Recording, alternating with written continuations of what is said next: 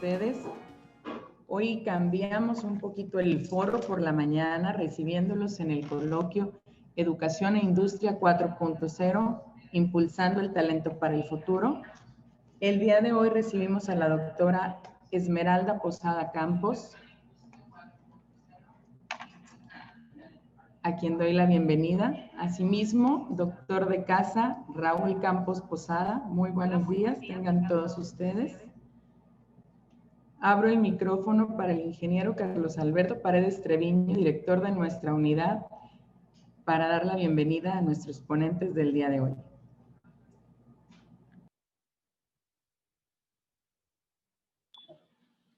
Hola, muy buenos días a todos. Bienvenidos a nuestros alumnos hoy en esta conferencia matutina para nosotros, pero para la doctora Esmeralda por allá en la tarde en Bélgica. Hoy estamos muy contentos porque estamos recibiendo a una monclovense exitosa, mujer que desarrolló pues sus estudios por acá en la ciudad de Monclova, Coahuila, y que, bueno, sus esfuerzos, el destino, su desempeño la llevó a hacer grandes cosas en Europa y hoy con una exitosa carrera en una empresa muy conocida para todo el mundo, BASF, está trabajando muchos temas pues de biotecnología. Y hoy es una plática muy interesante porque hoy la doctora Esmeralda Posada, junto con el doctor Raúl Campos, nos van a platicar, nos van a ilustrar este nuevo abanico de participación que es dentro de la tecnología de información, dentro de lo que estamos viendo de la ingeniería con la tecnología, pues precisamente esta parte de la bioinformática o de la biotecnología. Un tema sumamente importante. Saludo también a nuestros hermanos alumnos de Ciudad Palenque que están por ahí conectados en Facebook Live. Ellos precisamente allá tienen la carrera de biotecnología, así es que van a disfrutar mucho junto con nosotros esta conferencia. Quiero agradecer especialmente al doctor Raúl Campos que desarrolló esta idea precisamente de dentro de este coloquio poder incluir este tema de bioinformática, de biotecnología, porque además conozco que algunos casos de algunos de nuestros alumnos en algún momento de su decisión de escoger alguna carrera pensaron en medicina y de repente pensaron que pues era complejo porque estaba lejos, porque la carrera es cara, porque pues bueno, muchas circunstancias que de repente se les hizo complicado poder estudiar esta carrera de medicina. Y sin embargo, creo que el día de hoy vamos a tener un panorama muy bueno, muy práctico, muy alcanzable, de que dentro de las carreras de tecnología de información que estamos estudiando, también podemos tener algo de campo de la medicina que podemos explotar, en donde podemos contribuir y donde podemos hacer grandes cosas. Doctora Esmeralda Posada, un placer saludarle. Bienvenida a esta su casa, a Coahuila, a Monclova, a este centro del norte de México. Bienvenido, doctor Raúl Campos. Gracias por esta plática. Y quiero hacer un comentario especial. Mi padre, que se dedicó muchos años a la educación, el día de ayer platicaba precisamente, doctora Esmeralda, que iba a estar usted presente apoyándonos con compartiendo este conocimiento con nosotros, y le dio mucho gusto. Sé que mi padre fue maestro de ambos de ustedes en el bachillerato, maestro de química, y le dio mucho gusto saber de ustedes. A él le apasiona mucho saber que sembró la semilla en alguien que hoy es exitoso, y más cuando el nivel de éxito lo llevan a los niveles que ustedes han podido conquistar. Enhorabuena para ambos y gracias por esta plática, y nos quedamos escuchando de manera muy atenta lo que ustedes nos van a compartir el día de hoy. Bienvenidos y muy buen día, muy buenas tardes, doctor. Buenos días, jóvenes.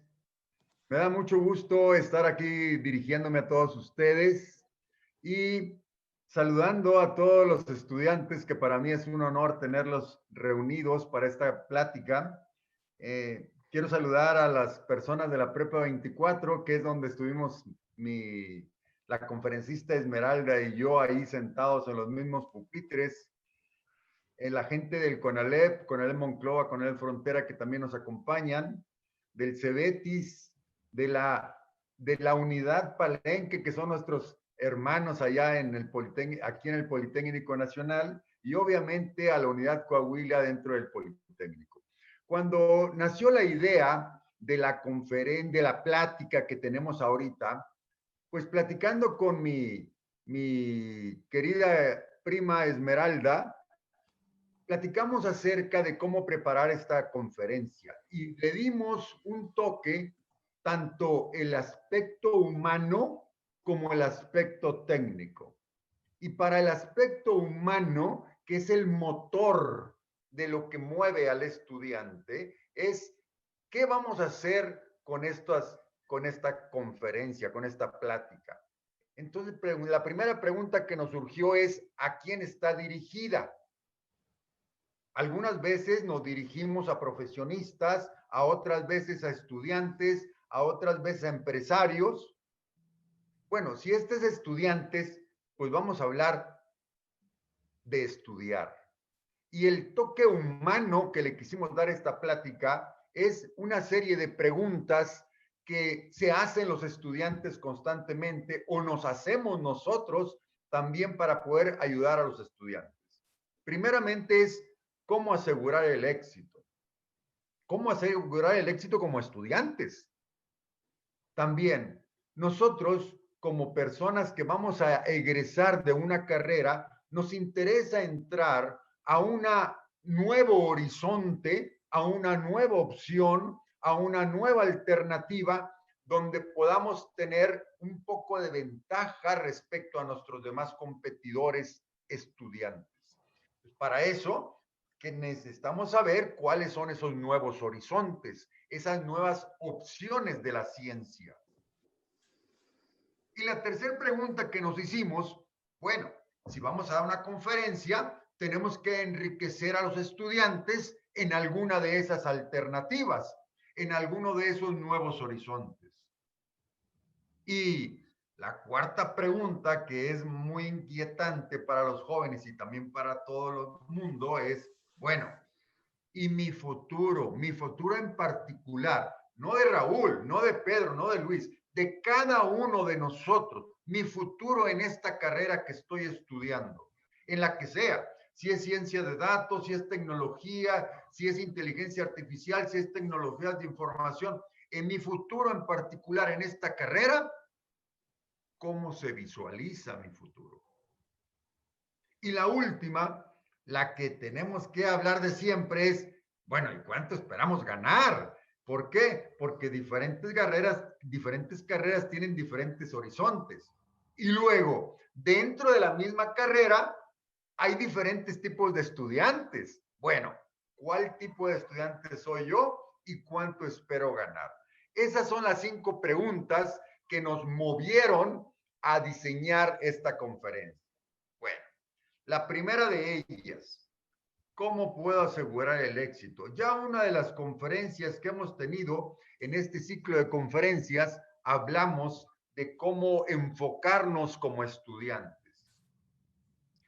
Mi mensaje en esta pregunta, quiero decírselo, jóvenes, es muy claro, muy determinante y muy tajante. El estudiante es el único responsable de su propia educación.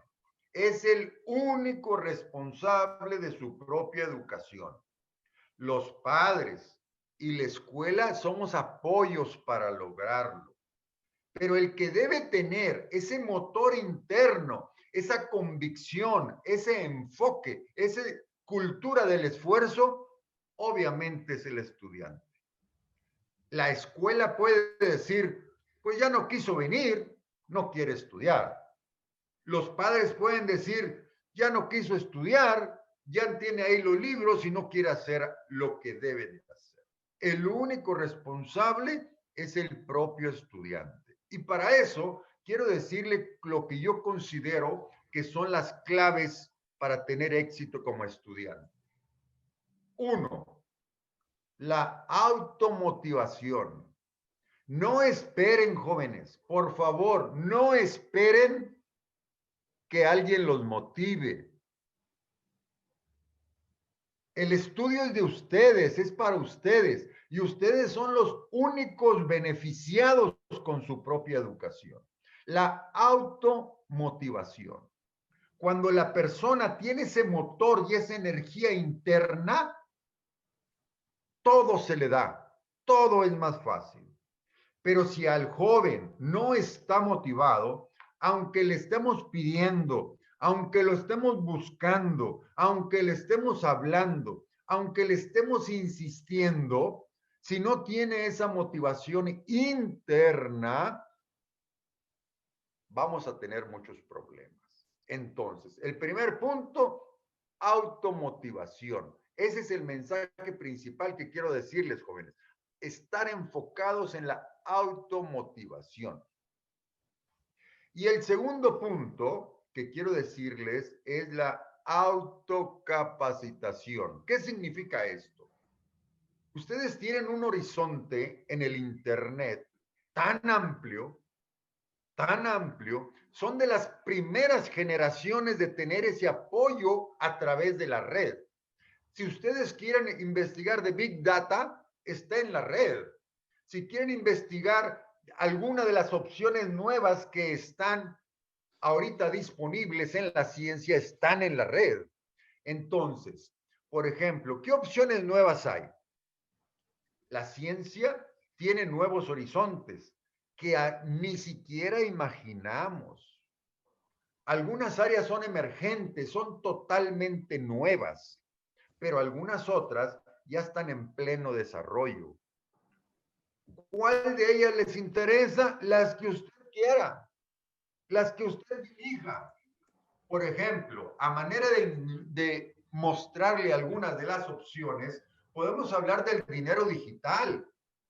Está empezando ese tema y está empezando de manera avasalladora en nuestro mundo. Todavía tenemos riesgos de meter nuestra tarjeta de crédito. Todavía no acostumbramos, pero empieza a venirse ese torbellino que es movernos todo en la red. Entonces está el dinero digital, un gran tema. Ese dinero digital lleva con otro tema, que es la seguridad informática, que dentro de este ciclo de conferencias, la dirección y todo el Politécnico tuvo a bien ya darnos una conferencia sobre seguridad informática. ¿Por qué? Porque queremos abrir en ustedes el interés de un tema nuevo, el interés que ustedes a veces no lo imaginan y está ahí presente. Hubo un conferencista que ya nos habló de la seguridad informática. El tercer tema, el Internet de las cosas. Todo está relacionado. Nuestro teléfono ya tiene comunicación con la computadora, ya tiene comunicación con la televisión, ya tiene comunicación con el sistema de seguridad que tenemos, ya podemos prender y apagar luces, bajar y encender estéreos, etcétera, etcétera. El Internet de las cosas ya está en la puerta de la esquina. Recordemos también que ahorita vamos a una tienda de Walmart, H-E-B, todo ese tipo de negocios, podemos comprar un aparatito que podemos moverlo automáticamente en el piso y nos hace la limpieza de la casa. Y lo podemos controlar desde el teléfono. Eso ya está hoy en puerta. Otro de los grandes temas es la robótica. La robótica tiene una entrada en tantas ciencias y de manera tan profunda que a veces ni la imaginamos. Otro gran tema es la Big Data. La Big Data, todo ese acumulamiento de información que queremos explotarlo. Tanto cualquiera de las carreras van a estar asociados, aunque no estudien, estamos generando mucha información y ustedes saben de eso. Y el último tema que quiero mencionarles para abrirles el horizonte es la bioinformática. La bioinformática. Bueno, pues la siguiente pregunta es, pues de menos de la bioinformática, dime de qué trata uno de los temas. De todos esos que les mencioné, del dinero electrónico, de la Big Data, de la seguridad de software, etcétera, etcétera. Bueno, pues les voy a hablar de uno. Les preparamos la conferencia para ampliarles el horizonte de uno de ellos, que es la bioinformática. Y la cuarta y quinta pregunta es, ¿cuál es mi futuro en mi carrera? Y la quinta, ¿cuánto dinero ganaré? Pero para dirigirnos específicamente a la bioinformática, estas preguntas son mi tema de conferencia para las conferencias del segundo aniversario. Entonces, vamos ahora a ver una de las opciones que le mencioné para que la analicemos y la consideremos dentro de nuestro mundo, dentro del mundo de la biotecnología que nuestros amigos de Unidad Palenque tuvieron a bien inscribirse, dentro del mundo de la robótica, dentro del mundo de la inteligencia artificial y de la Big Data. Vamos a ver cómo se interrelacionan todas las carreras para poder dar un nuevo horizonte a las personas, a todo el mundo. Ese es el mundo de la bioinformática. Veamos ahora el tema del amplio mundo de la bioinformática. Buenas tardes. Bueno, buenos días a ustedes. Perdón, disculpen. Primero que nada, me gustaría agradecer a los organizadores. Muchas gracias por la presentación y gracias por invitarme a dar esta plática. Y también me gustaría mandarle un saludo muy personal al doctor Paredes, mi maestro de la preparatoria. Ok, vamos a comenzar. Pues digamos que como el título lo dice, es un mundo muy amplio y voy a intentar buscar la manera de que ustedes pudieran aplicarlo a lo que están estudiando. Así es que voy a dar primero una pequeña introducción, voy a dar unos ejemplos de la aplicación y después les voy a decir las tecnologías que han ayudado al adelanto de la biotecnología y también los retos actuales para que sepan lo que les espera si acaso intentan irse por este campo. Bueno, vamos a comenzar con biotecnología y si tenemos que decir de una manera muy general, podemos decir que la biotecnología es una aplicación tecnológica o una manera de resolver problemas muy específicos que utilizan sistemas biológicos y organismos vivos. Digamos, de una manera muy general, ¿de acuerdo? Ahora, si vamos a trabajar con organismos vivos, la característica de todos los organismos vivos es que tienen ADN y que tienen proteínas. El ADN, como todos sabemos, es la secuencia portadora de la información genética y las proteínas son secuencias de aminoácidos que se encargan del funcionamiento de todo el organismo y que tienen su código en el ADN.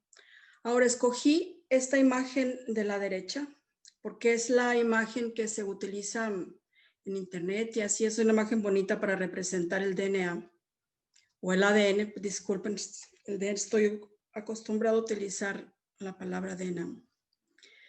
Y bueno, podrán ver que solamente son 2 tiras de bases nitrogenadas y que son 2 tiras porque se aparean entre ellas.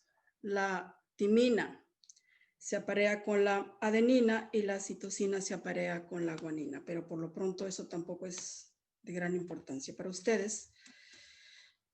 Pero entonces, si yo les pongo otra representación del DNA, y lo ponemos de esta manera, sabemos que la unidad funcional dentro del DNA es un gen.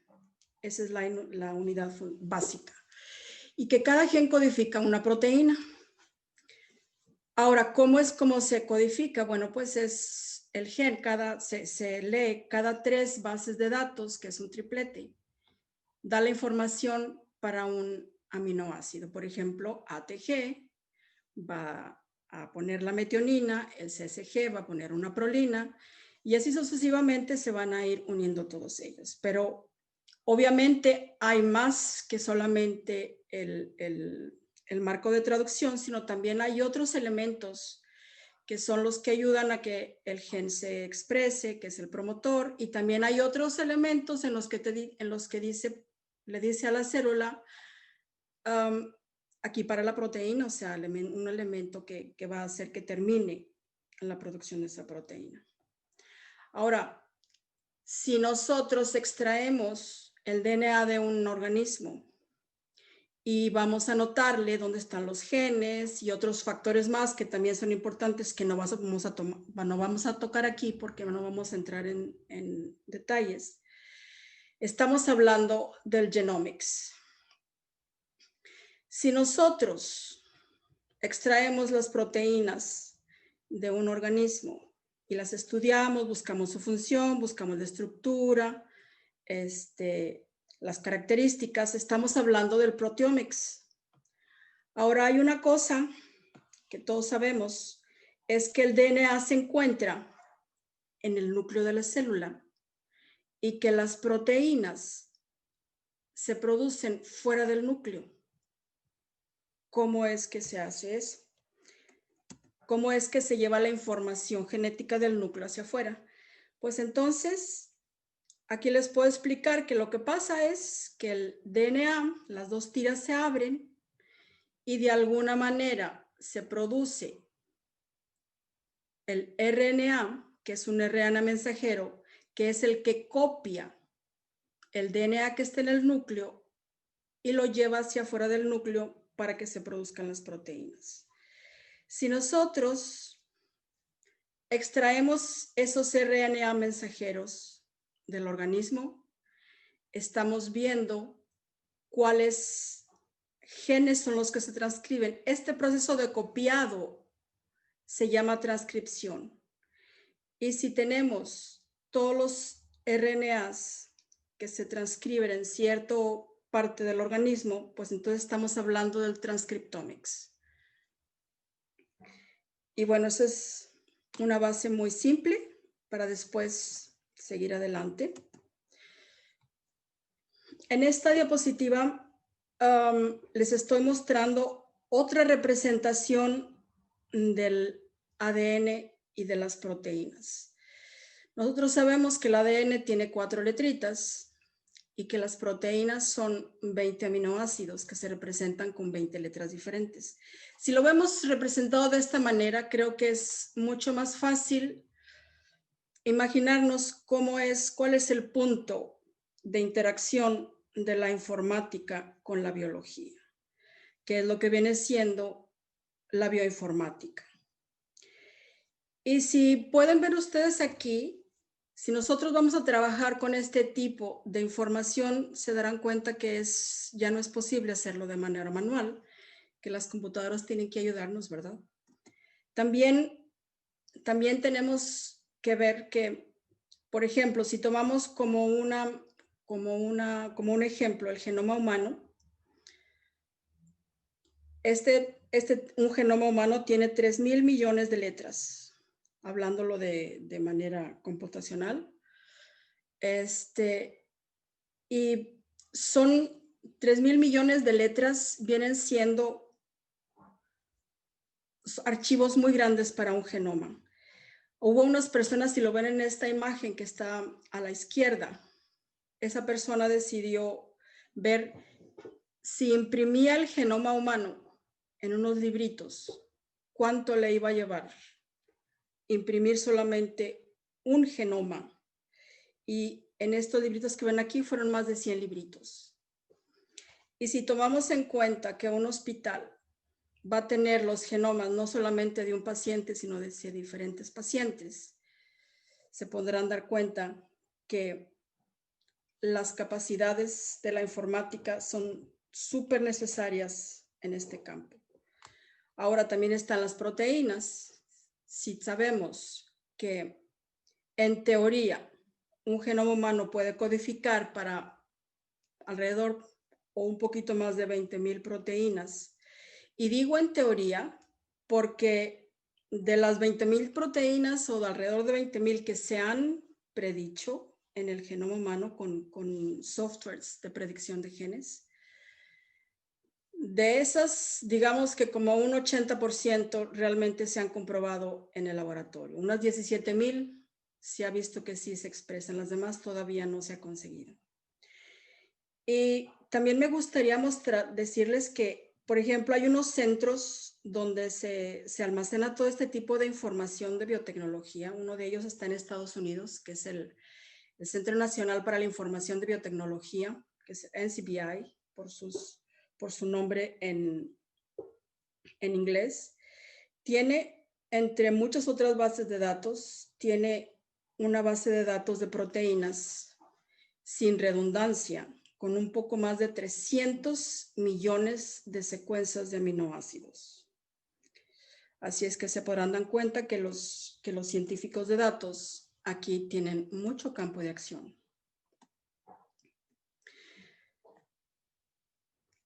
Y bueno, la biotecnología, como estábamos diciendo, es una palabra muy amplia y las aplicaciones son muy, muy, muy variadas. Se puede aplicar en los cultivos, se aplica en medicina, se aplica en animales, se aplica en control de insectos, inclusive se está comenzando a aplicar en mejorar el medio ambiente.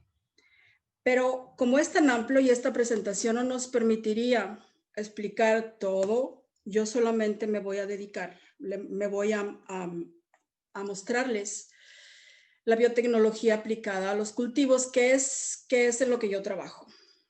¿Ok? Y este es un ejemplo, una de las aplicaciones, por ejemplo, en los cultivos es el mejoramiento de contenido nutricional. Y este ejemplito me gusta mucho porque esta es una de las pocas aplicaciones de la biotecnología sin fines de lucro. Esta fue una universidad en Alemania que dijo, bueno, la biotecnología se utiliza mucho para los países ricos, pero nosotros ahora queremos ayudar a países en desarrollo. ¿Y qué fue lo que hicieron? Se fueron a Asia, fueron a ver cuáles eran de los problemas más importantes que había en Asia y vieron que uno de los problemas más grandes en salud era la falta de vitamina A, porque la gente muy pobre solamente tenía para comer arroz, pero el arroz no produce vitamina A. Entonces ellos encontraron, o ellos mejor dicho, hicieron un arroz que sí produce vitamina A. Otros de las aplicaciones, por ejemplo, en cultivos es para mejorar el rendimiento y se le da, y que es para darles resistencia a insectos. Yo me imagino que esta fotografía dice mucho más que lo que yo les podría explicar y solamente se trata de una proteína que se le insertó a la planta resistente, que hace que cuando el insecto se la come, el insecto muere, de tal manera que la planta puede seguir adelante. Otra aplicación, por ejemplo, es el control de malezas. Se hace insertando una proteína que le confiere resistencia a un herbicida. De tal manera que cuando ponen el herbicida en el campo y crece en la planta, como la planta tiene resistencia, pues la planta puede crecer y las hierbitas no. La diferencia entre un campo que no está tratado y el campo que sí está tratado es bastante grande, de tal manera que cuando el agricultor tiene que hacer la cosecha, pues va a tener obviamente mucho mejor rendimiento en este tipo de cultivos. Ahora, tampoco me voy a poner a explicarles todos los ejemplos en los que se aplica, porque entonces van a comenzar a decir, bueno, ¿y cómo se aplica todo eso a lo que yo estoy estudiando? Pues entonces voy a coger un ejemplo y lo voy a explicar un poquito más a fondo para intentar que ustedes vean en qué punto es que ustedes van a poder en el futuro, si acaso quieren seguir esta rama, en lo que pueden trabajar. Y escogí la canola. La canola es digamos, un cultivo económicamente muy importante. El principal producto de la canola, entre otros, es el aceite de canola, que me imagino que todo el mundo lo conoce. Lo que estamos viendo en esta imagen es atrás, es un campo de canola en flor. Las flores son amarillas y aquí está unas plantitas de canola, así son. También les puedo decir que de esta planta, de donde se extrae el aceite, es de las semillas. Estas cositas negras que ustedes ven aquí son las semillas de la canola. De ahí se extrae el aceite y las semillas se producen dentro de unas vainas delgaditas. Ahora, cuando una empresa hace un proyecto, no lo hace al azar. No lo hace al azar, sino que va con los agricultores y les pregunta cuál es el problema que tienes. Y de los problemas que encuentra con los agricultores, entonces decide tomar algún proyecto para decir, ok, yo voy a trabajar en esto para después venderles una semilla mejorada que le ayude al agricultor. En este caso, este es el reto que tomó esa empresa. El problema que dijeron los agricultores fue el siguiente. El aceite se extrae de la semilla, pero la mejor producción de aceite es cuando la semilla está muy seca.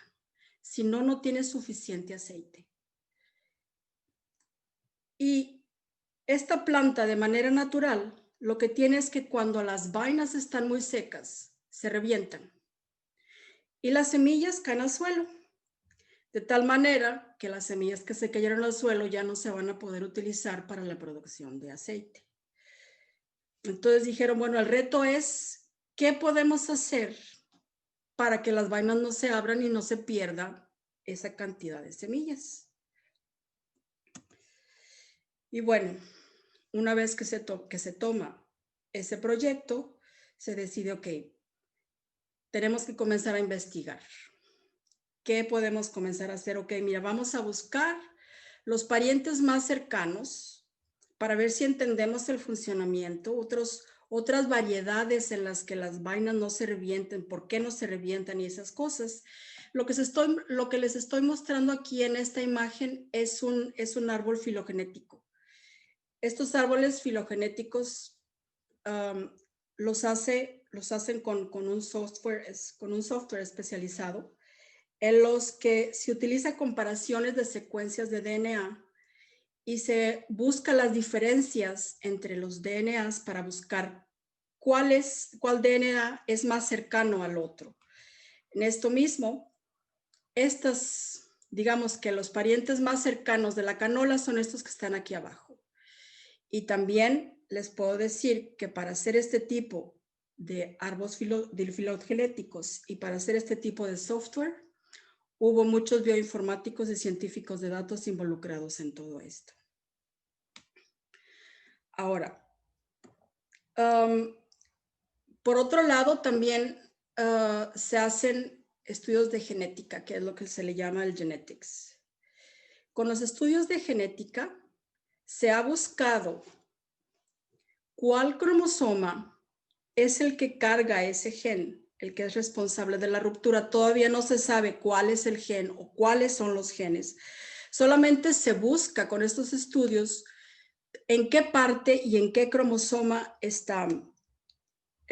Y si lo ven aquí, es esta parte de aquí, esta región del cromosoma es la que confiere la capacidad donde está el gen que hace que se reviente o que no se reviente.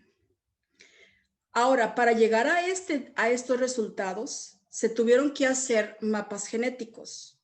Los mapas genéticos han sido el resultado de trabajo de hibridadores en el campo y de bioinformáticos y científicos de datos en la computadora para llegar a todos estos puntos.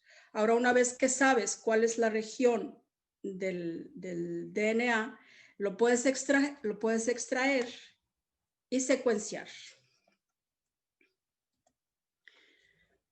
Una vez que se extrae el DNA, pues se intenta buscar cuáles genes están presentes en esa región del DNA. Y lo que les estoy mostrando aquí son la comparación de algunos programas que se utilizan para la predicción de genes. Y bueno, una vez si sabemos que el genoma de la canola tiene más o menos como unos 36,000 genes, y si una vez que extraes una parte del DNA, pues vas a tener más o menos algunos cientos de genes en esa región. Y todavía son muchos genes que dices tú, bueno, son muchos, ¿cuál de todos ellos es el que nos va a ayudar? Pero si saben, los bioinformáticos han ayudado muchísimo en esta parte, en hacer diferentes programas, y dependiendo de las aplicaciones que se le va a hacer, hay algunos programas que son mejor que otros, dependiendo de lo que quieres encontrar. ¿Ok? Ahora, si después de que ya tienes esa región, ya sabes más o menos qué tipo de genes, entonces vas a hacer un estudio de expresión genética, que es lo que nosotros le vamos a llamar el transcriptomics. Y lo que se hace es extraer el RNA mensajero, se pone en unos viales microscópicos, como los que vienen aquí, y entonces se hacen dentro de esos viales pequeñísimos microscópicos, se hacen unas reacciones químicas y después se mide cuáles son los genes que se expresaron y cuáles son los genes que no se expresaron en diferentes partes de la planta. Con estos estudios, este es un ejemplito de los chips DNA que existen. Hay de diferentes tipos. Yo escogí uno muy sencillo en el que no tiene la marca de ninguna compañía para no entrar en problemitas. Y entonces, de este tipo de análisis, bueno, se encontró que había 4 genes que solamente se expresaban en las vainas. En ninguna otra parte. Todos los demás, otros cientos de genes se expresaban en todos.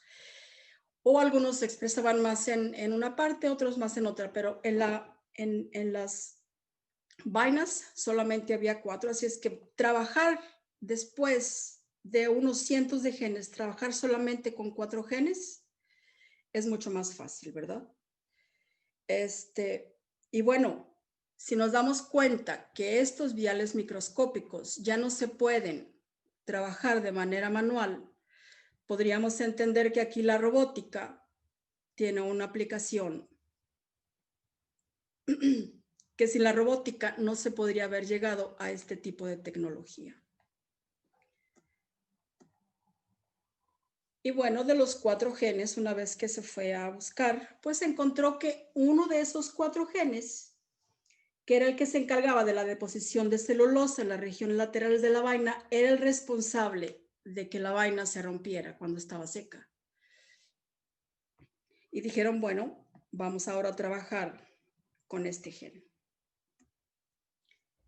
Y se hicieron alineamientos de secuencias, o sea, tomas los genes de otras especies o de otras variedades y los alineas todos juntos para buscar cuáles son las diferencias que tienen y por qué en algunas plantas el gen sí es funcional y en otras plantas el gen no es funcional.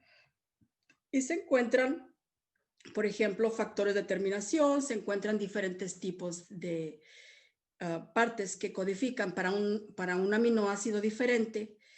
Y ya, una vez encontrado esto, pues se decidió, esta es el DNA de la planta que se quiere transformar.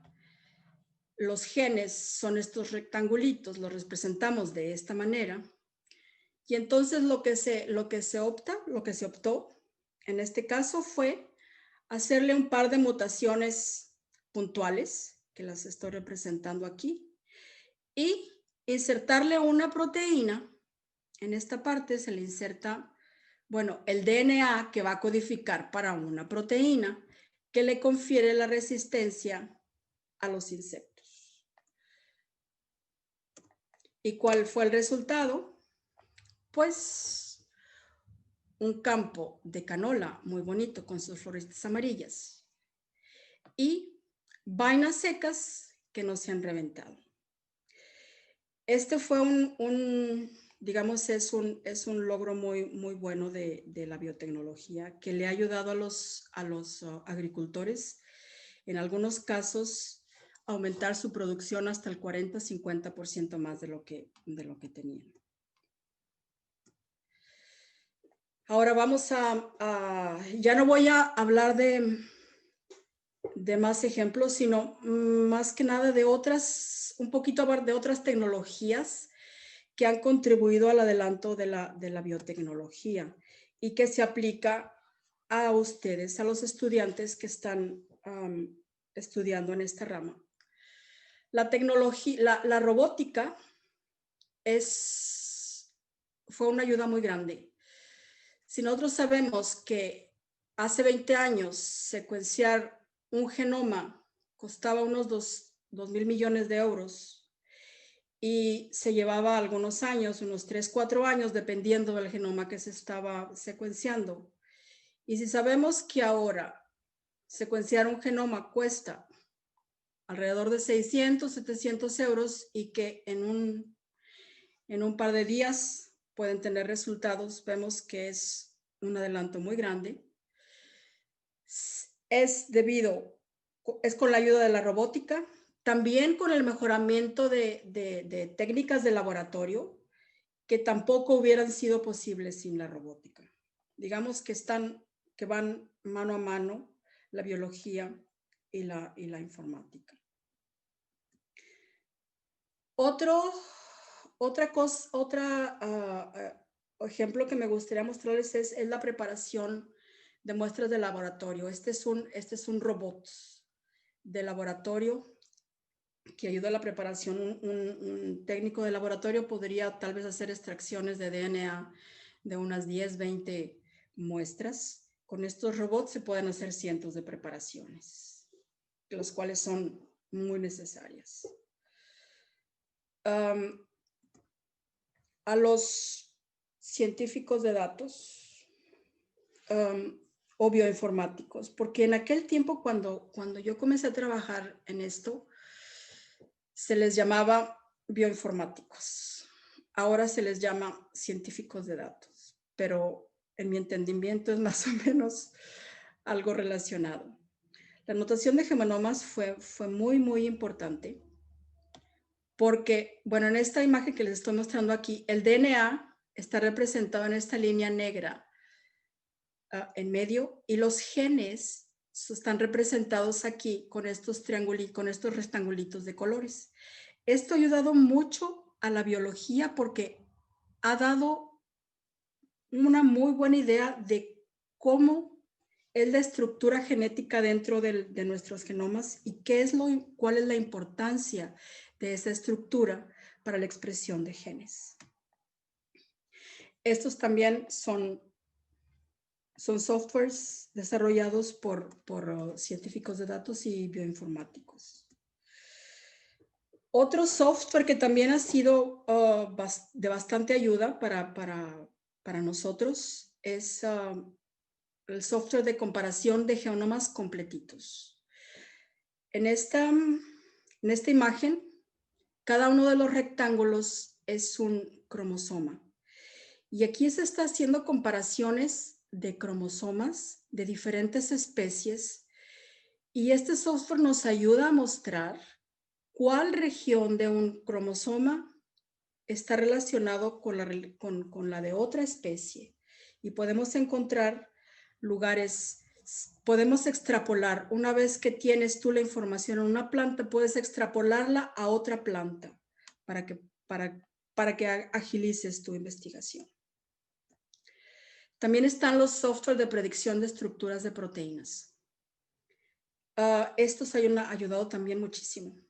Aquí les estoy mostrando 2 representaciones gráficas de la estructura terciaria de una proteína. En esta de aquí es para estudiar las propiedades de la superficie de la proteína, y en esta otra es para más o menos tener una idea de la estructura interna de la proteína.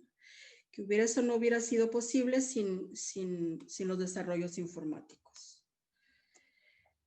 Este tipo de software también, que son software para expresión genética, que lo que hemos mencionado anteriormente, que es el transcriptomics, se puede hacer con los RNA mensajeros y se puede hacer también con proteínas, este tipo de análisis. Se extrae una parte del organismo, diferentes partes, y se extrae el transcriptoma de cada parte. Y como ustedes se imaginarán, la cantidad de información que se tiene que analizar es muy grande. Y en esta imagen lo que les estoy mostrando es una representación gráfica que ayuda mucho para entender el funcionamiento. Los rojos, por ejemplo, es donde se expresa, este es el gen, y la parte roja es donde se expresa el gen, la parte amarilla es donde no se expresa. Y así puedes hacer comparaciones con diferentes plantas para saber si estás con el gen correcto o no estás con el gen correcto. Y bueno, tampoco me voy a pasar toda la presentación dándole ejemplitos porque es súper amplio. Así es que les voy a platicar ahorita un poco más de los retos actuales. Y digamos, son las preguntas que tenemos ahorita para las cuales vamos a necesitar muchos profesionales de su rama para ayudar a contestarlas. Uno de ellos es la edición genética de precisión. Todas las tecnologías que les mencioné anteriormente, que fue la de mutación y la de transformación, la inserción de DNA, se hacen de una manera aleatoria, digamos. Se hacen muchas mutaciones, se hacen muchas plantitas y después se trata de buscar cuál es esa plantita que tiene la mutación que tú quieres y cuál es esa plantita que tiene la inserción que tú quieres. Con esta nueva tecnología, eso ya no va a ser necesario. Se puede ir a hacer insertos o mutaciones o cambios de bases en lugares muy precisos. Este tipo de tecnología, todavía no hay productos en el mercado que utilicen esta tecnología porque está, digamos, en desarrollo. Y los científicos de datos y los de robótica tienen que ayudar a seguir adelante. Otro de los problemas, digamos, que hay en la actualidad es hacer la secuencia de genomas, de los genomas de plantas que tienen genomas múltiples, así como el trigo. El trigo tiene triplicado su genoma, o sea, tiene 3 copias diferentes del genoma. Entonces tiene genoma A, genoma B, genoma C. Y cuando tienes un pedacito de secuencia, que es como se hacen las secuenciaciones, para relacionarlo con cuál cromosoma, si es con el cromosoma 1, con el cromosoma 2, etcétera, etcétera, y de cuál genoma es al que pertenece. Y además de esto, tiene muchas secuencias repetitivas que hacen esta secuenciación completa más difícil. Ahora, hace un par de días yo hice la presentación la semana pasada Y hace un par de días se publicó y dijeron, ya tenemos la secuencia del primer genoma de trigo. Pero bueno, es una manera de decir, ya tenemos el genoma, pero pueden decir que tienen el genoma cuando tienen un cierto % del genoma secuenciado.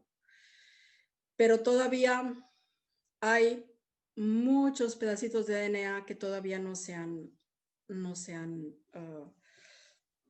digamos, asignado a cromosomas.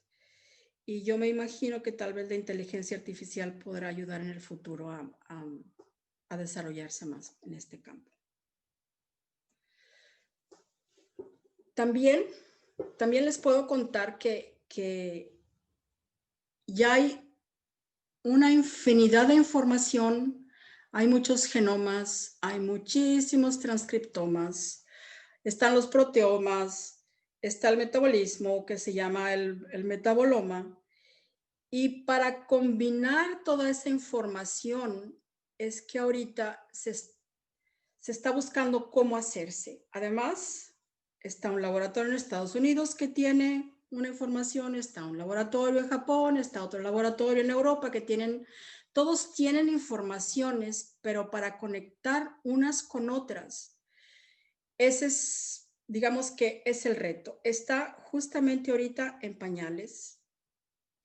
Para esto, el desarrollo de semántica y de ontologías aplicadas a cultivos, pues va a ayudar mucho. Y bueno, para algunos de los estudiantes, si en el futuro les gustaría desarrollarse en este campo de semántica y de ontologías, ahorita se están buscando muchos. Y bueno, estos son unos de este tipo de base de datos anotadas a grafos, que es el Graph Databases. Es más o menos una esperanza que se tiene. Pero vamos a ver si realmente se consigue. Tal vez habrá nuevos estudiantes que después, cuando sean profesionales, van a desarrollar nuevos algoritmos para poder conseguirlo.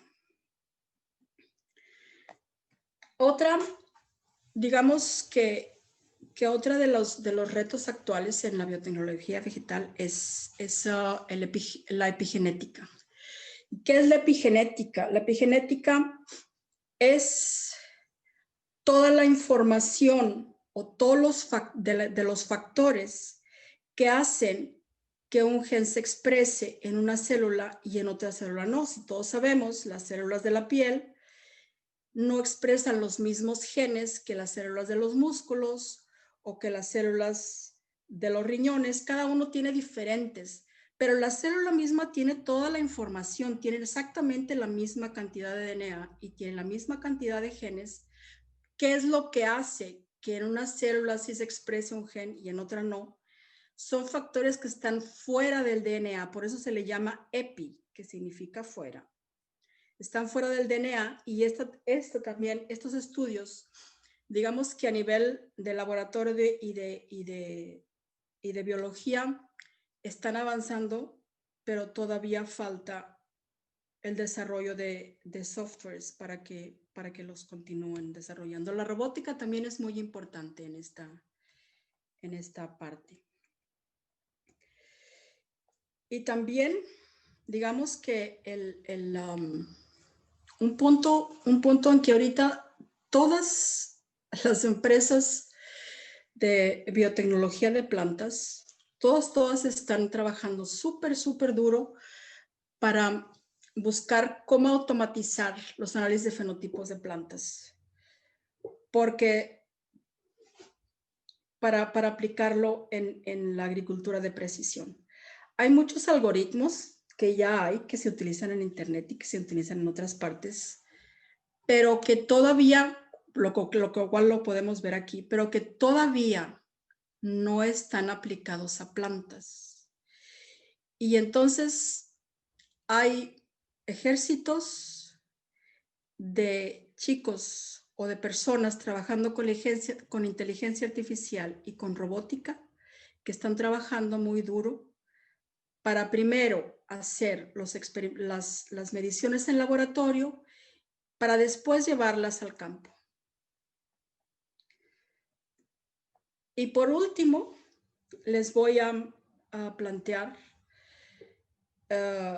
el campo de Regulatory Bioinformatics, que hace unos 5 años yo dejé de trabajar en investigación porque me invitaron a entrar en otra empresa, en otro campo que es el regulatory. ¿Y qué es esto? Esto es una vez que la empresa tiene una semilla mejorada que puede vender, tiene que registrarla en los países en los que las va a vender o en los países que las podrían importar. Pero cada país tiene sus autoridades que regulan todo este tipo. Tienen regulaciones con las que tenemos que cumplir para que puedan ser autorizados. Esta es la de Europa. Tenemos en Estados Unidos, hay estas otras. China tiene también su propio Ministerio de Agricultura y todos esos. Y ahorita, digamos que uno de los bottlenecks, bueno, de los problemas que tenemos es la predicción de toxicidad. En este momento lo estamos haciendo, digamos, a nivel muy básico, que es alineamiento de secuencias con toxinas o con alergenicidad, pero hay un campo muy amplio aquí. Nosotros creemos que la inteligencia artificial en el futuro nos va a ayudar. Estamos tratando de comenzar, de hacer unos adelantos, pero todavía estamos en pañales. Y bueno, pues muchas gracias por su amable atención y estoy abierta a preguntas. Muchísimas gracias, doctora. Bastante interesante y más por la parte que dio el giro a la plática, ¿verdad? Enfocada a nuestras carreras. Tenemos por aquí la participación del joven Pablo González.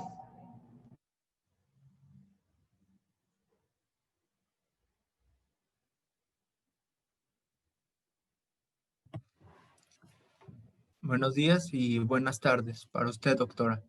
Mi pregunta es, ¿la elaboración de plantas más resistentes a los insectos no nos representa un riesgo para los humanos? Es la pregunta que todo el mundo se hace, pero te lo puedo contestar muy fácil, porque digamos que yo trabajo en ese departamento, en el departamento que se tiene que encargar de demostrarle a las autoridades que las plantas no tienen riesgo ni para personas, ni para animales, ni para el medio ambiente. Hacemos una tremenda cantidad de pruebas que no te puedes imaginar, que yo me imagino que si muchos productos que ahorita compras en el mercado les hicieran las mismas pruebas que les hacemos nosotros, algunos no pasarían la prueba.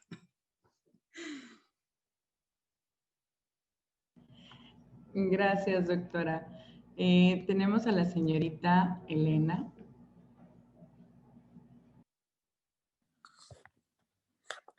Hola, buenos días. Mi pregunta es si la biotecnología, ¿cómo impulsaría el desarrollo económico en México? ¿Estás hablando de la biotecnología en general o estás hablando de la biotecnología de cultivos? En general. Bueno, mira, depende del campo y depende de los problemas que tenga México. Yo te podría contestar que en la biotecnología de cultivos, el hecho de que tú puedes hacer que un campo, digamos 1 hectárea de campo, te dé una cierta cantidad de producción, y si puedes hacer que esa misma cantidad de campo te dé hasta 10 meses más de la producción que te puede dar, te podrías dar cuenta que eso ayuda al desarrollo. A la hora que tienes más producción, también vas a tener precios más bajos. Si la producción es más baja, tienes que tener precios más altos para tu producto. Y al mismo tiempo tienes que comenzar a talar bosques para tener más campos para la agricultura. De esta manera se busca que se tenga más producción con la tierra disponible. ¿Te ayuda esta respuesta?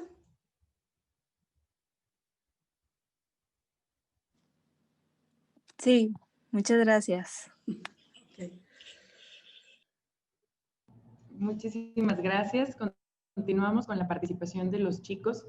Y bueno, antes de abrir el micrófono, me gustaría también invitar a los chicos que están aquí vía Zoom, a los chicos de la Prepa 24, para que también aprovechen el marco y también realicen sus preguntas. América, adelante.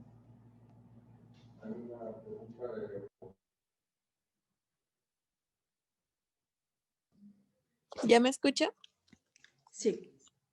Bueno, mi pregunta es, ¿qué tan costoso es realizar todas estas pruebas a los cultivos?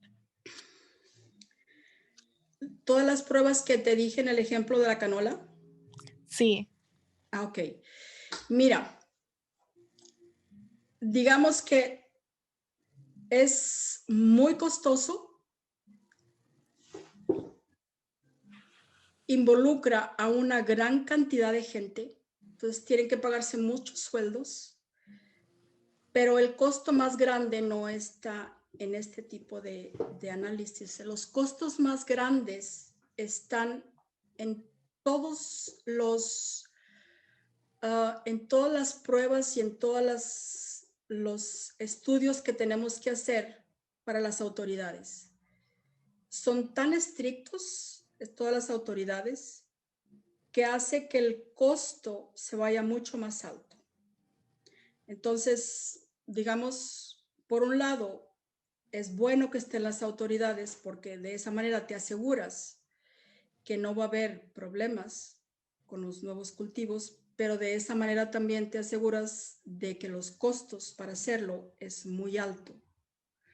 Por eso es que muchas veces solamente empresas muy grandes pueden hacer proyectos muy grandes. Y si quieres saber costos, son millones, millones y millones de euros.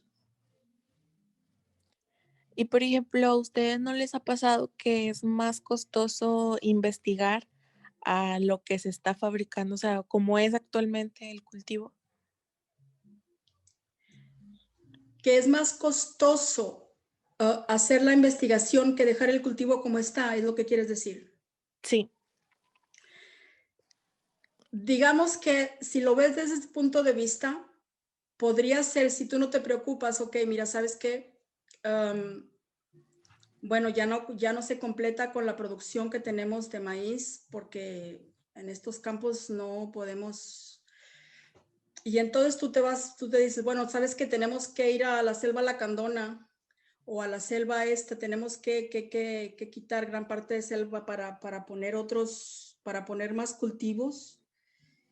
O si te das cuenta de que los precios se van a hacer muy altos porque no hay suficiente producción, creo que no hay punto de comparación. Se trata de mejorar y no se trata de quedarnos como estamos. Y creo que esa es una visión muy buena de las compañías. Si es mucho dinero, ellas también ganan mucho dinero, pero también se ayuda de cierta manera a preservar lugares vírgenes como las selvas o los bosques. Entonces no es el costo nada más, es también el compromiso ciudadano de la sustainability, como lo dicen en español, perdón.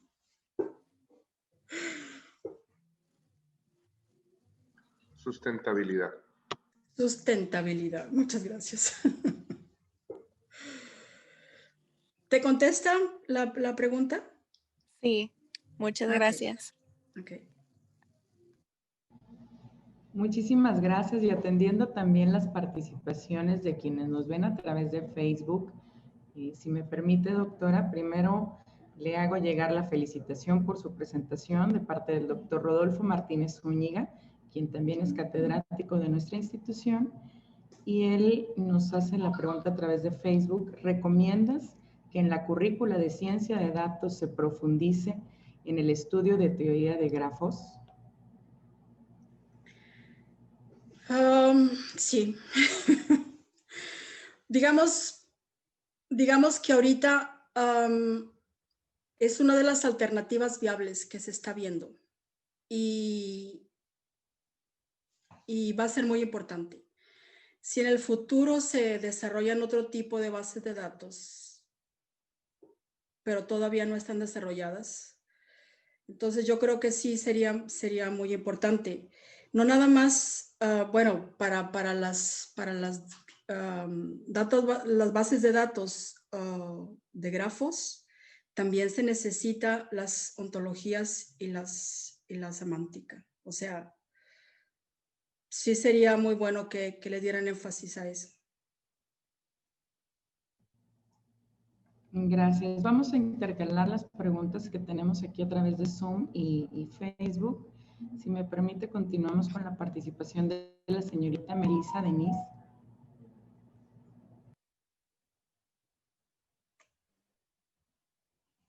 Hola, buenos días. Bueno, yo quisiera saber cuál es su opinión desde el punto de vista un poco ético o en general sobre la modificación genética en los embriones.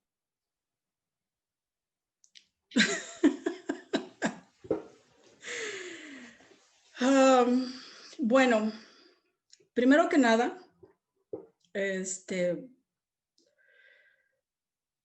yo podría tener una opinión muy personal, pero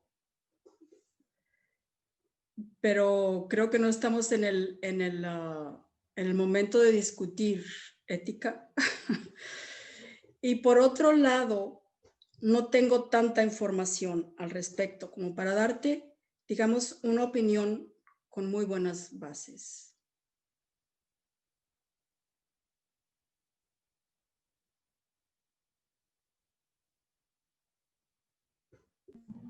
Gracias, doctora.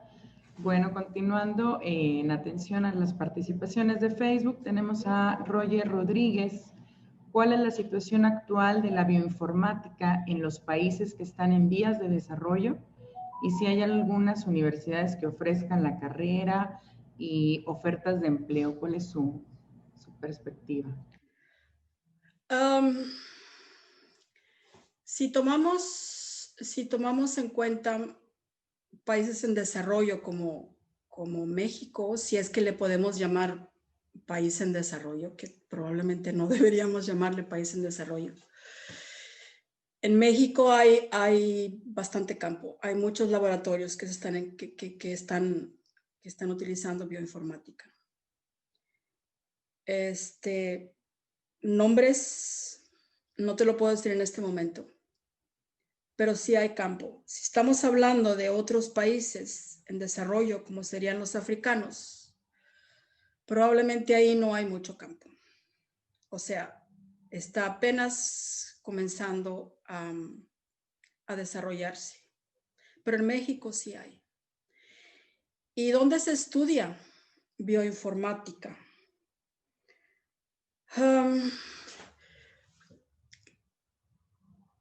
Mira,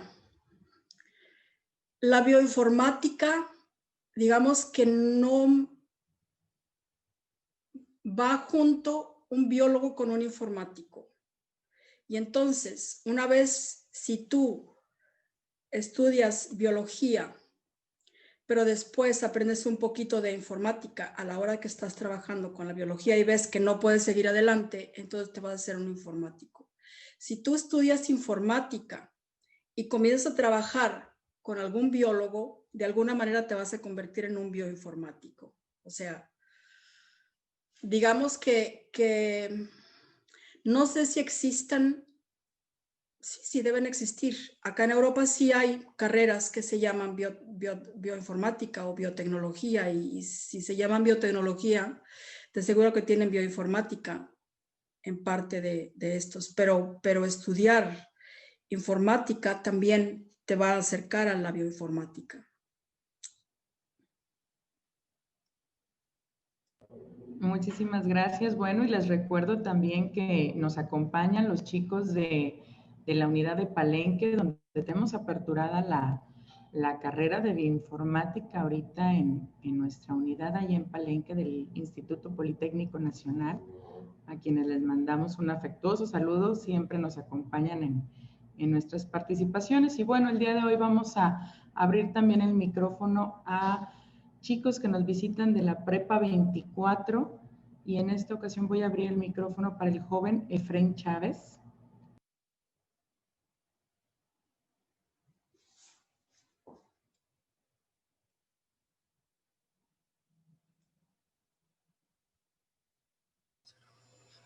Sí, bueno, hay una cosa que anduve investigando acerca de Charles Darwin, acerca de la selección natural. Y la pregunta es esta. ¿Ha habido en ocasiones de que una plaga o X insecto que perjudique a las plantaciones se mute a cuestión de las circunstancias que está pasando y usted tenga que resolucionarlo, como la cuestión de que nos dijo que les ponía una proteína a las plantas para que muriera ese insecto?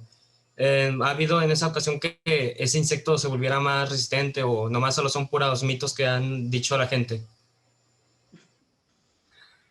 No, no son mitos. No son mitos, y digamos que es una de los, cuando tú le pones la proteína a esa planta para que el insecto se muera, el insecto, o digamos el insecto como no ese insecto, sino que el tipo de insecto va a desarrollar resistencias y va a llegar un momento en que ya no sirve tu producto. Entonces hay dos partes.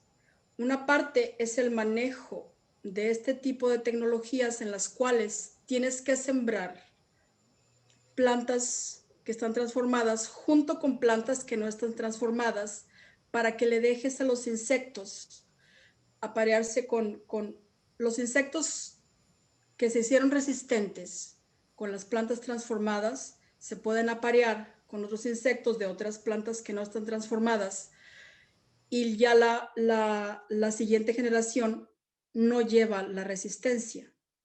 Por eso, esa es una de las partes, pero poco a poco, muy probablemente, y ya se han dado casos de que ya hay muchos insectos resistentes a este tipo de tecnologías. Por eso es que las empresas lo que tienen que hacer es, no se pueden quedar con los brazos cruzados y decir, ya tenemos la planta.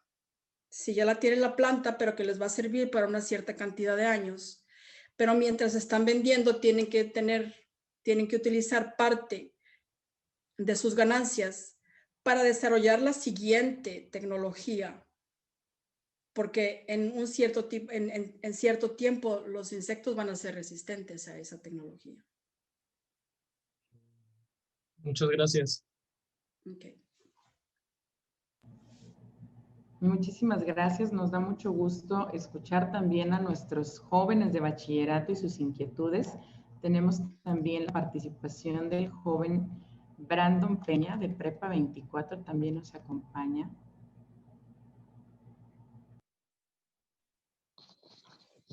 Sí, buenos días, doctora. Disculpe, yo tengo la duda. Cuando usted nos mencionó que los científicos europeos buscaban otros países por ejemplo, como usted nos mencionó, en Asia, que por la falta de recursos, pues sí, que por faltas de vitamina A la hora de, por ejemplo, de crear el arroz con vitaminas, supongo que habrá inconvenientes, ya sea porque no se adaptó bien o no sé. ¿Qué tipo de inconvenientes podría haber? Mira, el problema más grande que tuvo esta universidad, digamos, no fue el crear las variedades, porque ya se han creado varias diferentes tipos de variedades de arroz que producen vitamina A. El problema más grande que ha tenido este tipo de ayuda es Greenpeace. Que Greenpeace, tú sabes que hace muchos anuncios de que la ingeniería genética, que son los alimentos Frankenstein y esas cosas. Entonces, digamos que el problema más grande para que este tipo de tecnología le llegue a la gente que lo necesita, es Greenpeace, más que cualquier otro tipo, porque ya se han hecho muchas pruebas, ya se han hecho muchos estudios mostrando que sí puede ayudar, pero digamos que apenas están, eso comenzó hace 20 años, este tipo pero gracias a Greenpeace no se ha podido implantar. Creo que apenas este año comenzó a producirse y a permitirse que se compre.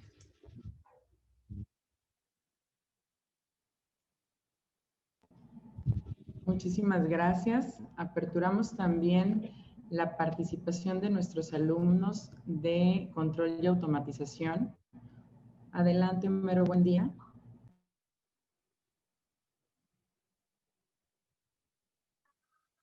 Buenos días, profe. Mi pregunta es, ¿la informática puede ayudar a predecir la enfermedad de una persona antes de que la tenga? Depende del tipo de enfermedad. Depende del tipo de enfermedad, porque, por ejemplo, si es una enfermedad genética, sí se puede encontrar en tus genes que en algún momento se podría manifestar en tu organismo. O sea, que tú tienes el gen portador de la enfermedad. Pero, por ejemplo, si se trata de epigenética, para decir, bueno, tienes todos los hijos de la misma familia, ¿por qué unos sí desarrollan resistencia? O sea, ¿por qué unos se enferman y otros no? Si es, por ejemplo, la azúcar en la sangre, la diabetes. Algunos tipos de diabetes tienen origen epigenético y esto no lo pueden todavía predecir.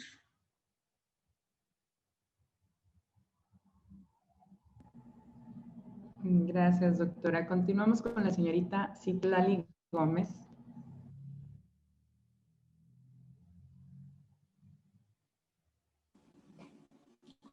Hola, ¿sí me escuchan?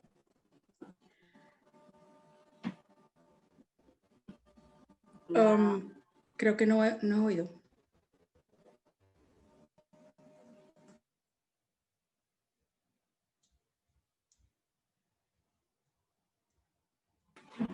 Hola. Ah, ok, ¿sí? Bueno, mi pregunta es, ¿no cree que al cambiar genéticamente los alimentos, se cambia también el sabor, dándonos solamente alimentos que nos dan la sensación de estar satisfechos y no nos da el sabor original al ingerir este vegetal? Entonces, ¿no sería mejor que la gente regresara al campo a producir su propio alimento? Porque al paso que vamos, ya no habrá alimentos naturales y solo habrá genéticamente modificados. Bueno, eso es una pregunta un poquito por el lado ético. Y vamos a ver, regresar a que la gente se vaya al campo. Si tú me puedes asegurar que tú puedes convencer a la gente que vive en ciudades que se vaya al campo a producir sus propios alimentos, pues entonces sería una muy buena opción, pero no sé si lo podrías conseguir. Por otro lado, te está refiriendo al sabor. Este tipo de productos, digamos, no afectan el sabor. Además, este tipo de tecnologías, después de que se produce una planta modificada, se hacen cruzas genéticas con otras plantas no modificadas, de tal manera que solamente quede dentro de la planta solamente lo que se necesita que esté en la planta. Todo lo demás o cualquier otro tipo de cosas que podrían estar involucradas no van a estar presentes en el producto comercial.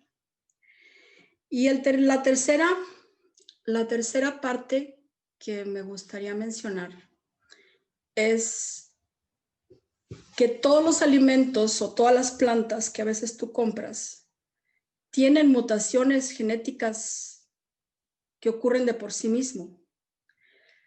Lo que pasa es que como nosotros estamos acostumbrados a ir al supermercado y encontrar chiles perfectos y tomates muy bonitos, las manzanas también muy bonitas, no te das cuenta de la gran cantidad de vegetales que se tiran porque están mal formados o porque no tienen el tamaño correcto. Y todo eso son mutaciones que ocurren de manera natural. Pero tú no lo sabes porque no los ves en el mercado.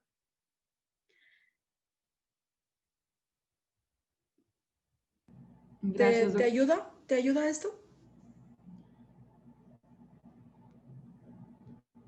Por ahí ya tiene el micrófono apagado, pero bueno, creo que también aparte de responder la pregunta directa de nuestros chicos, también con ello respondimos las preguntas a las participaciones de quienes nos ven a través de la página de Facebook. Y si me permite, continuamos con la señorita Jessica González.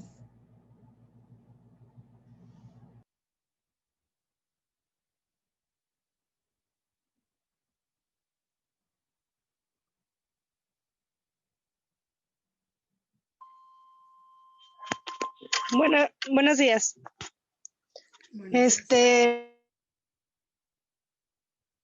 Yo tengo una pregunta.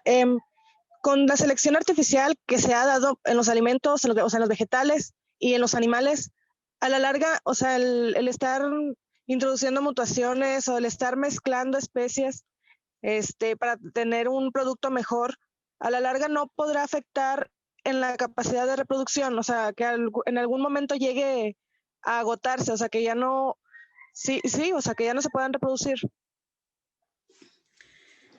Mira, por una parte, digamos, si me estás hablando de animales, te voy a decir, no sé. Si estamos hablando de plantas, de cultivos, ahí sí te puedo dar una respuesta. De animales no sé. De plantas sí. El hecho de que haya tanta selección artificial sí hace que las variedades que no se cultivan se podrían ir perdiendo. Pero existen instituciones que tienen dinero de gobiernos en todo el mundo, en los que se hacen bancos de germoplasma, de tal manera que se mantienen variedades que nunca se han usado y que por lo pronto no se van a usar para tener fuente de germoplasma en el futuro. O sea, hay instituciones que a eso se dedican, a evitar que se pierda el germoplasma. Porque sí es posible que después de un tiempo que tú estás haciendo todas tus selecciones, que llega un momento que dices, bueno, ahora ya todos los insectos son resistentes, ¿de dónde voy a sacar ahora nuevo germoplasma? Porque ya no cultivé plantas que no. Entonces, por ese lado, digamos que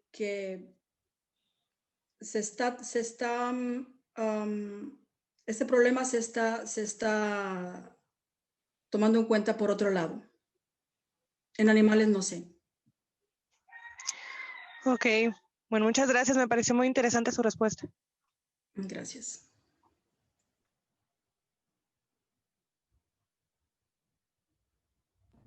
Gracias, y aprovechando el espacio, también se encuentra con nosotros la señorita Melisa Sandoval de la Prepa 24. Adelante, Melisa.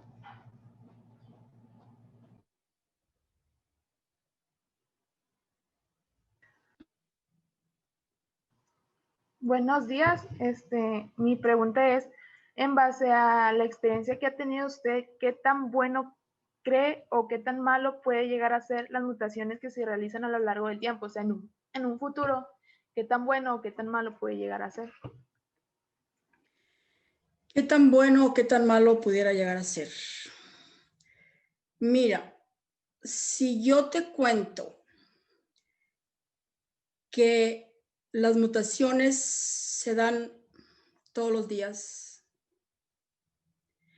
y que si lo tomas desde un punto de vista evolutivo, las mutaciones son las que nos han llevado a llegar hasta el punto donde estamos, a evolucionar.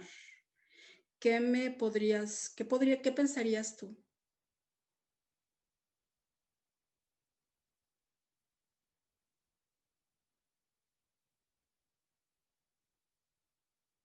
Pues en realidad no sabría contestarle, pero creo que, o sea, concuerdo con usted, o sea, de que las mutaciones en estos días, o sea, nos han llevado hasta donde está ahorita, poder experimentar y modificarlas como usted dice. O sea, creo, bueno, perdón, en mi punto de vista, creo que sería algo bueno, pero no sabría a lo largo. Si tú te das cuenta y si tú ves, por ejemplo, hay muchos organismos que a la hora que mutan, pueden vivir pero no pueden reproducirse. Quiere decir que la mutación llega hasta ahí nada más. Realmente las mutaciones que van a sobrevivir solamente son las mutaciones que dan ventajas. Las que dan desventajas, ahí van a quedar. Viéndolo de alguna manera para el futuro, solamente las mutaciones ventajosas son las que van a quedar. Ok, muchas gracias. Ok. Muchísimas gracias. Es muy agradable tener también la participación de los chicos de bachillerato en nuestros foros. Continuamos con la participación del joven Fernando Marcial.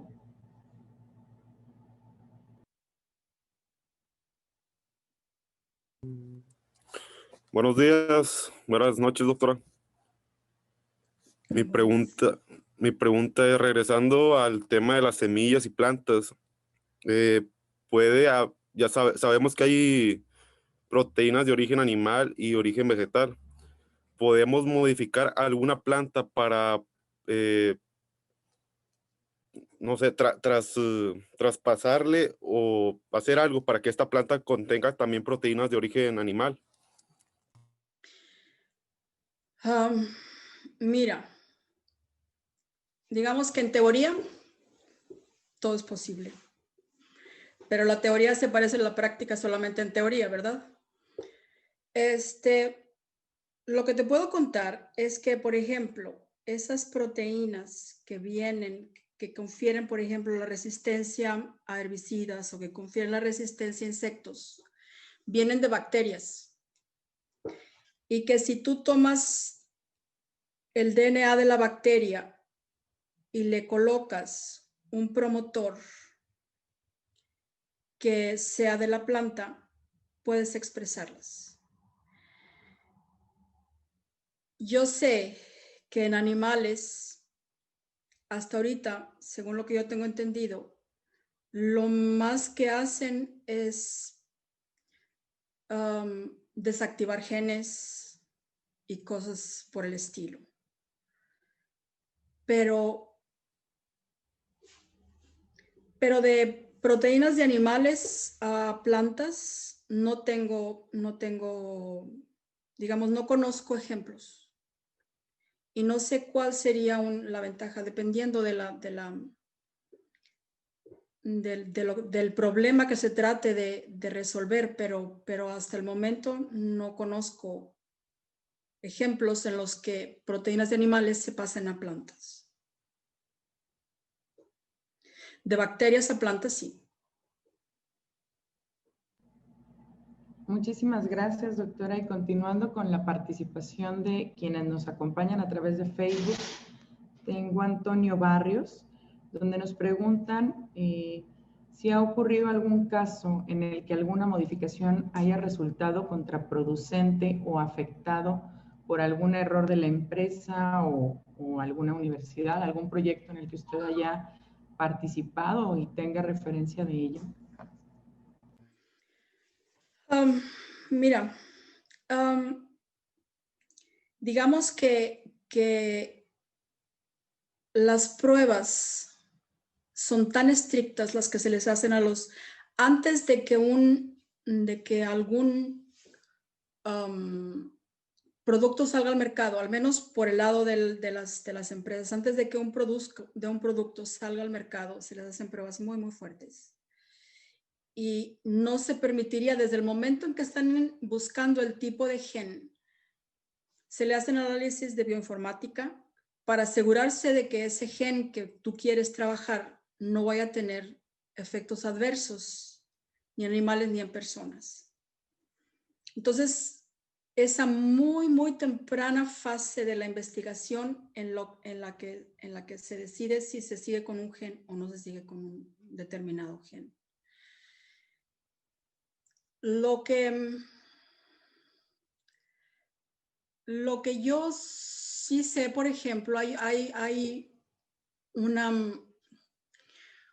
universidad, pero bueno, no son efectos adversos lo que te voy a contar. Fue nada más, una universidad estaba quería ver si podía poner una resistencia a herbicida en una cierta tipo de planta que eran de pastos, porque querían estudiar el tipo de comportamiento que tenía un pasto que es más o menos de la misma familia que el arroz, que también es otro tipo de pasto, para ver cuál era el comportamiento. Entonces, esta universidad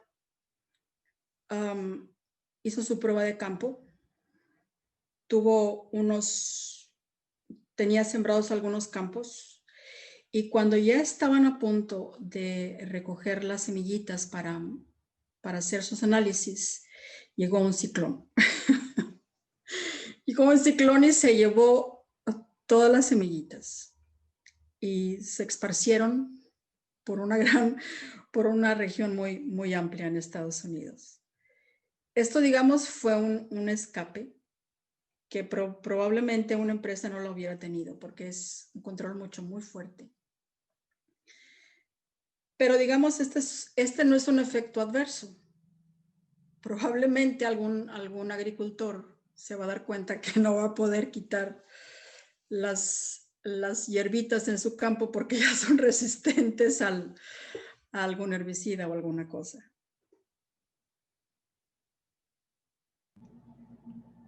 Gracias, doctora. Y bueno, para cerrar la sesión de preguntas del día de hoy, voy a permitirme abrir el micrófono para 2 participantes más de la Prepa 24. Iniciamos con la señorita Darina Reyes.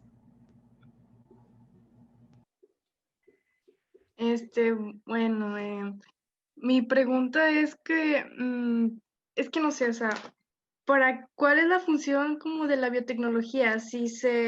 O sea, si por así decirlo, en un inicio, entonces, hace mucho la gente cultivaba y cosechaba y tenía plagas y tenía que solucionarlo. Entonces siempre ha estado habiendo como que tengo que hacer algo para remediarlo, pero después, o sea, esto ya no me sirve porque se hace inmune la plaga. Entonces, ¿cuál es la función de la biotecnología? Y no es también algo muy ambicioso, o sea, por parte de querer controlar todo, porque o sea, hace algunas participaciones alguien preguntó sobre si no dañaba estar mutando tanto, o sea, por ejemplo, usted dijo que hay mutaciones también naturales, pero mi duda es si es realmente así, porque hay muchas cosas, por ejemplo, los animales han tenido que adaptarse a circunstancias más de ciudad, siendo que ese no es su hábitat, pero han tenido que adaptarse. ¿No pasa algo similar con las plantas, tener que buscar una forma de adaptarse a cambios? Porque el clima también ha estado así, ¿cómo se dice? Perdón. Se ha estado contaminando por gases tóxicos, entonces eso no ha también tenido algún efecto en las plantas para que tengan que hacer esas mutaciones.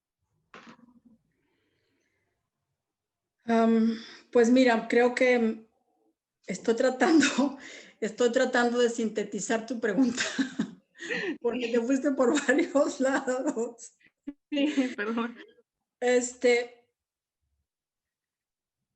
Digamos que si te vas por el lado de las mutaciones, hay muchas mutaciones espontáneas, no nada más en las plantas, en animales, en humanos, en todo tipo de organismo vivo hay muchas mutaciones espontáneas.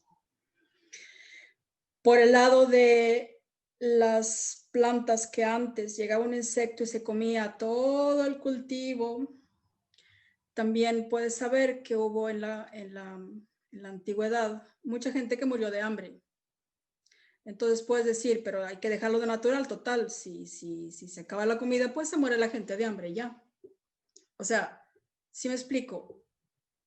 Y si dices, bueno, ya no lo voy a hacer porque a fin de cuentas, después de no sé cuántos años, ya los insectos van a ser resistentes, entonces, ¿para qué lo estoy haciendo? Pero si vemos en la historia, siempre ha habido una nueva tecnología. Entonces, tú tienes una tecnología que fue en aquel, y después de un tiempo ya no te sirvió. Tienes otra tecnología que después de un tiempo ya no te sirvió. Y después tendrás otra tecnología que después de un tiempo probablemente no va a servir, pero al menos buscaste la manera de que la gente no se quedara sin comida.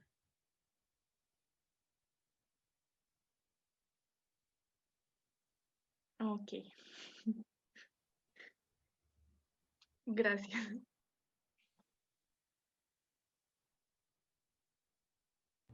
Gracias, Darina, por tu participación. Y bueno, para cerrar la serie de preguntas, vamos a abrir el micrófono al joven Eduardo Pérez, también visitante de bachillerato.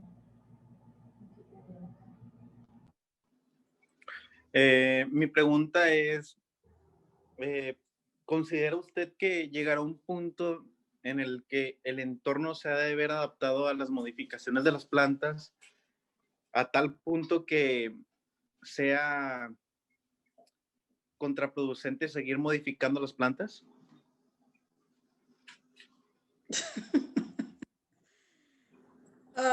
Estás hablando del futuro, ¿verdad? O sea, no sé. No sé porque yo no podría predecir el futuro. Por lo pronto no se me ocurre una circunstancia en la que se llegará a tal punto.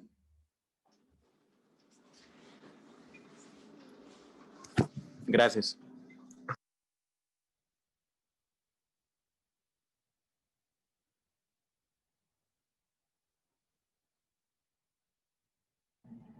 Muchísimas gracias. Otra participación que tenemos por aquí en el chat. Dice, tengo una pregunta. Están cultivando uvas, limones sin semilla. Eso elimina mutar. Entonces, ¿cómo se puede mejorar la rama de la evolución?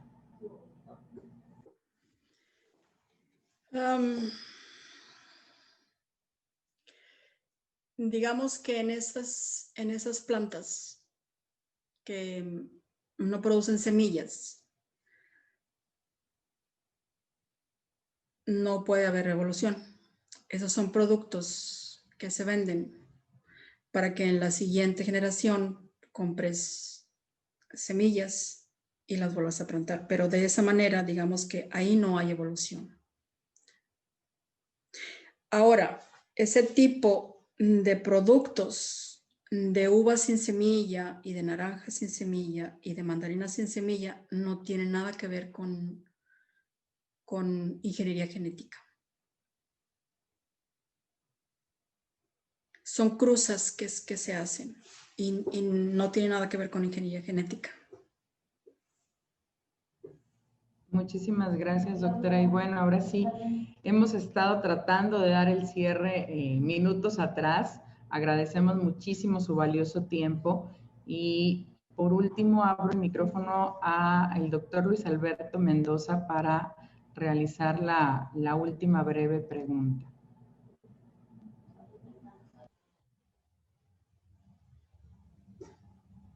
¿Qué tal? Muy buen día, doctora. Muy interesante su plática. Muchas felicidades. Creo que el área de la biotecnología, al igual que otras áreas, son muy importantes. Y precisamente en este campo, porque dada que la bioseguridad es tremendamente trascendental, y coincido con los comentarios hechos con los jóvenes por la preocupación, ¿no será que existe una desnaturalización de los alimentos? Digo, por otra parte se buscan alimentos no transgénicos, los orgánicos, que son los que tienen mayor valor agregado en el mercado. Y ¿cómo es posible medir esta bioseguridad si la escala de tiempo es tan corta y tan grande la modificación que se hace de estos? Porque en algunas partes, sobre todo en Europa, están prohibidos los alimentos transgénicos. Gracias. Bueno, que se está perdiendo la naturalización de los vegetales. Si yo tuviera ahorita la mano y te mostrara cómo era una sandía en la Edad Media y cómo es una sandía ahorita, te sorprenderías de la tremenda diferencia que hay. Si yo te mostrara una foto de lo que fue el maíz antes de que fuera realmente maíz y que los indígenas comenzaron a hacer probitas y seleccionando variedades y cosas así, te sorprenderías muchísimo de la desnaturalización que existe en este momento, aún sin ingeniería genética. Por otro lado, me refiero, perdón, a la escala de tiempo, porque no es posible medirlo en este momento, ni siquiera hacerlo con nanomateriales, y es una rama nueva incluso en la ciencia. ¿Me podrías decir entonces me podrías explicar de nuevo cuál es tu pregunta acerca del tiempo? Sí, ¿cómo es posible, precisamente como su área de especialidad es el área de la bioseguridad, además de otras áreas, ¿cómo es posible, o sea, establecer esos análisis, estudios para que se garantice esa bioseguridad cuando existe una tendencia a esta desnaturalización en los alimentos? Sé que esto ha ayudado a limitar hambrunas. Sin embargo, la escala evolutiva pues ha llevado millones de años. Sin embargo, ni siquiera somos conscientes de qué es lo que puede pasar dentro de 20 años. Entonces, me imagino que hay toda una rama de estudio para hacerlo y eso es lo que quisiera conocer. Esa es una duda personal, ¿verdad?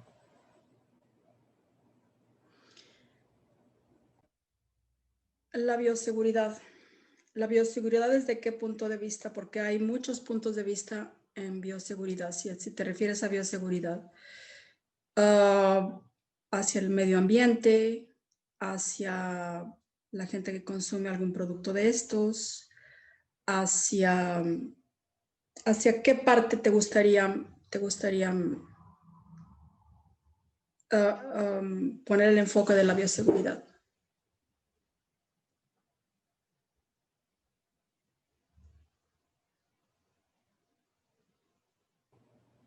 Sí, me refiero a las ciudades del ser humano, ¿verdad?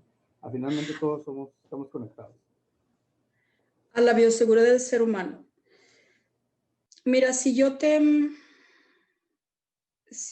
contara que estos tipos de productos se ha estado comercializando hace ya casi 30 años y que en la soya, por ejemplo, puede ser posible de que sea muy difícil encontrar una soya que no está modificada.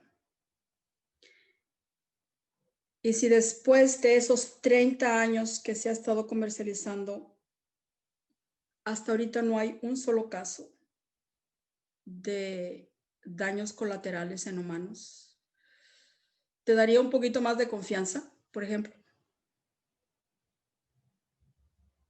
¿O todavía no?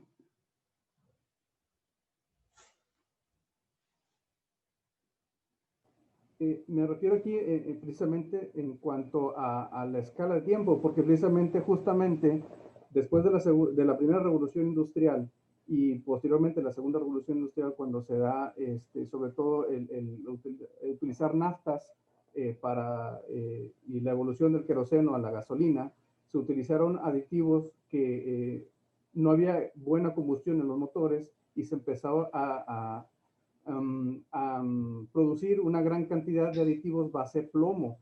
Entonces, en ese momento los científicos decían que todo era normal, que hicieron estudios y sin embargo no se, hubo por ahí un científico que fue quien motivó el desarrollo de técnicas de análisis como espectrometría de masas para determinar y medir hasta dónde iba esa contaminación de plomo, porque en esa generación, y de hecho ahorita todavía hay una gran contaminación por el plomo. Estoy hablando únicamente, no es que usted dice 30 años, pero 30 años no se puede medir únicamente, han pasado si acaso 1 o 2 generaciones de toda esta modificación genética. Entonces creo yo que es un gran reto y se lo pongo en la mesa, ¿verdad?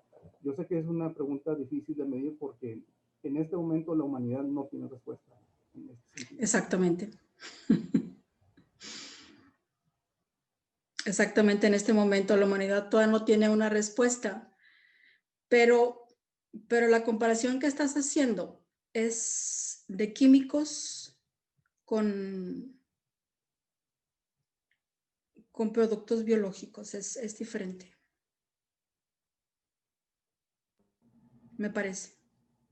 Doctora, bueno, esta mañana estuvimos bastante activos con las participaciones de los chicos. Agradecemos su atención y la participación también de ellos. Realmente estas pláticas tan dinámicas, pues bueno, hacen que el tiempo pase volando. Muchísimas gracias, doctora, por su experiencia y por el compartir este foro con nosotros aquí en nuestra unidad de Coahuila. Paso la cámara y el micrófono al ingeniero Carlos Alberto Paredes para el cierre de esta sesión. Muchísimas gracias a todos por su participación. Doctora, pues qué orgullo. La verdad, me hace que me enorgullezcan muchas cosas el día de hoy. Me enorgullece también ser exalumno de la Prepa 24, al igual que ustedes, porque qué orgullo que nuestros compañeros estén en estos niveles de estudio de la ciencia. Qué orgullo poder tener pláticas como esta para nuestros chicos, porque la verdad es que, como lo decía al principio, abrimos el abanico de posibilidades, de visión de lo que los muchachos pueden hacer.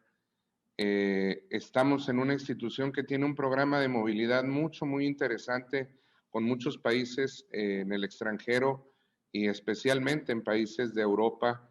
Entonces, creo que hoy usted, aparte de haber escrito en la historia de este crecimiento de la unidad profesional del Instituto Politécnico Nacional de Coahuila, hoy les deja también muy en claro ese futuro de poder voltear a ver esos programas de intercambio de movilidad que hay con las universidades europeas para poder desarrollar tecnologías que quizás, como lo platicaba usted misma, en México apenas están en vías de desarrollo. Hoy creo que nos trajo una plática en donde podemos ver la aplicación de la biotecnología en su forma más desarrollada y más común, con productos que los tenemos en la mesa día con día y que pues precisamente las mismas preguntas de los muchachos, a quienes quiero felicitar, nos hacen ver que entienden lo que usted nos explicó, que tienen mucha inquietud por conocer con estas nuevas técnicas, estas nuevas metodologías, estas nuevas áreas de la ciencia. Y me da mucho gusto y creo que comparte usted ese gusto de que los muchachos están preocupados por la ética del desarrollo de las nuevas técnicas y las nuevas tecnologías. Eso es algo que creo que quienes hemos estado desarrollando y estudiando la ciencia nos da el indicador de que estamos haciendo bien las cosas. No es crecer por crecer. Hemos tenido ya pláticas muy interesantes también en el área de inteligencia artificial, tuvimos hace unos días la participación del doctor Bravo con el tema de la parte de las partes de biónicas, las partes de sustitución del cuerpo, y también salieron a la vista las preguntas de la ética, de qué pasa si los científicos estamos considerando como área transversal la ética, la parte de la humanidad, si no estamos dejando a un lado la humanidad de las personas para desarrollar la tecnología. Y eso creo que es sumamente importante, porque eso nos dice que las generaciones que vienen bajo nosotros van a ser responsables con el uso y el manejo de estas nuevas tecnologías y de este nuevo desarrollo de las ciencias. Y para mis alumnos les comento que de ahí la importancia de toda esta línea transversal de materias, de conocimiento que desarrollamos en ellos en la parte de la formación integral.